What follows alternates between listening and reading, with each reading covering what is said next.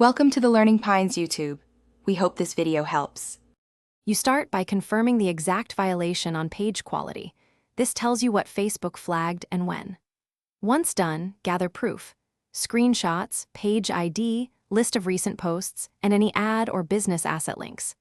Make sure you have admin access or an authorized representative and prepare supporting documents, ID or business registration, so you can verify ownership quickly. Now move directly to drafting a concise correction note that explains what changed and why the content no longer violates. You now file the appeal through Page Quality or Business Help Center.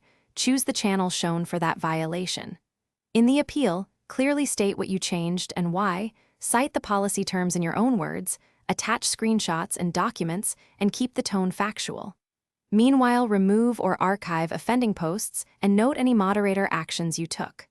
Once submitted, monitor the support inbox and keep a log of timestamps so you can reference responses if multiple review rounds are needed. You finish by tracking the review status and responding promptly to any requests for more info. Facebook often asks follow-ups. If you see delays, escalate through Business Manager Support Chat or your assigned rep and resend a refined evidence packet showing the exact fixes. Make sure you reapply corrective measures on all linked assets. If the violation persists, request a secondary review and present a clear, consolidated set of documents. This streamlined packet is the most effective troubleshooting tactic. Thanks for watching.